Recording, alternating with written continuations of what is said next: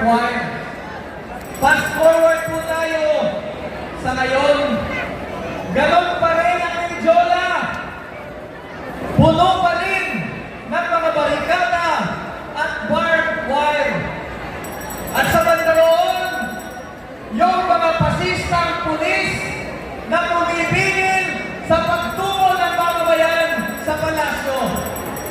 Meron tayong kasabihan, the more things change, the more they remain the same.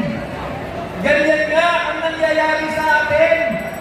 Ang pinakamalala pa, bumalik na sa palasyo yung mga pinatalsik natin noong 1986. Ibig sabihin ba, mali ang pag-aalsa natin noong 1986 at naulit noong 2001? Mali ba ang pinatalsik natin ang mga korap, pasista at tutang rehimen ni Marcos at ni Estrada? Hindi po. Ibig lang sabihin, kulang pa.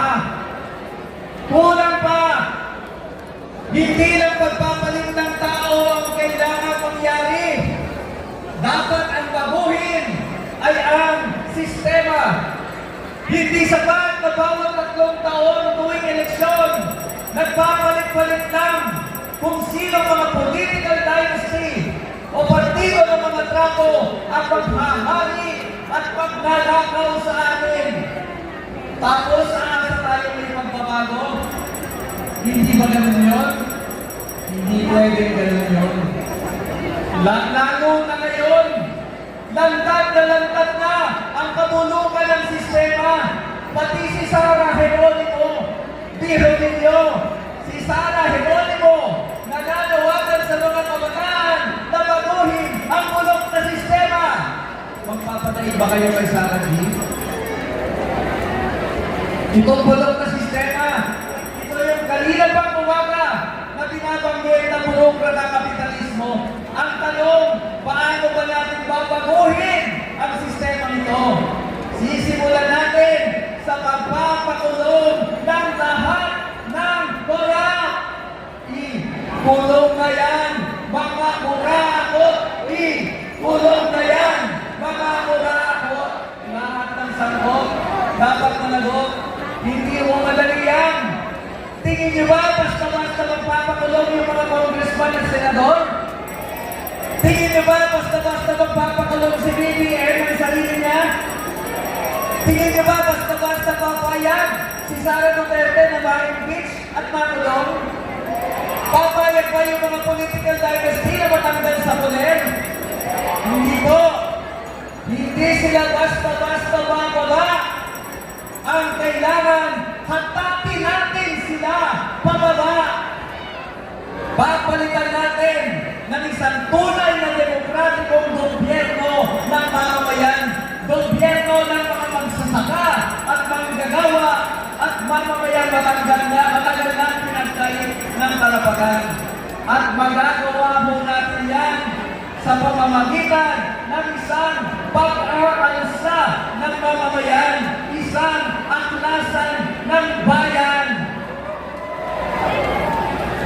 Kaya kailangan tayo magkaisa, milyong-milyong Pilipino, dahil aabot po tayo sa punto.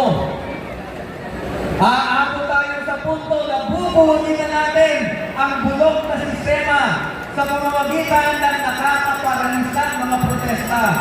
Mga walkout, hindi lang sa mga paaralan, kundi sa mga opisina at pagawaan. Mga barikada, mga welgang bayan, at mga acts of civil disobedience, katulad ng hindi pagbabayad ng buwis.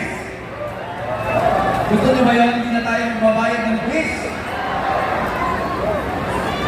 At siyempre, isang higanteng rally na wala nang uwian hanggat hindi bumababa sa pwesto at mga kurakot. Ito po ang kailangan namin paghandaan, kaya mas masihay na pagpupugay, pag-oorganisa at pagpapakilos ang kailangan natin gawin. Hamutin natin ang mga kurap na pag-aari ng ilan. baliktarin natin ang tatsulok.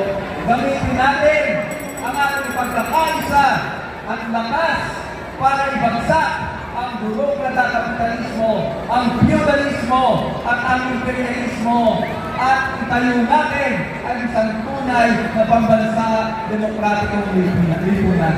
Kaya ba natin yan mga kasama? Kung kaya natin, taas natin ang kamao. Sigaw natin, mabuhay ang pakikibaka para sa pambansang demokrasya. Mabuhay ang sambayanang Pilipino. Maraming salamat at ito po ako na. Ang tao, ang bayan! Ngayon ay lumalaban! Ngayon ay lumalaban! Ang tao, ang bayan! Tunay na reforma sa lupa! Ipaglaban! Ipaglaban! Tunay na reforma sa lupa! Mga kasama, inaanyayahan po namin ang lahat na nasa harap na umatras upang makadaan ang ating RPG para sa pansimbolo aksyon na gagawin ng mga magsasaka sa pagtulong sa mukha ng pesta na si Marcos Jr. Sa mundo ito, ilabas natin ang ating mga pagkaingay!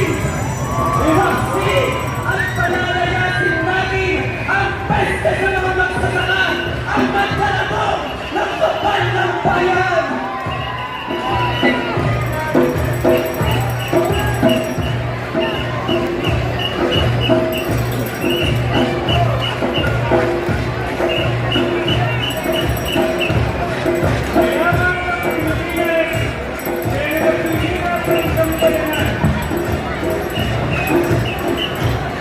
Mayaman ang Pilipinas, pero naghihirap ang sambayanan. Ikatlong pinakamayaman sa mundo, ika-apat na pinakamayaman sa bansa, ikalima sa liit, pinagkagawa ng matong kampong, di kailangan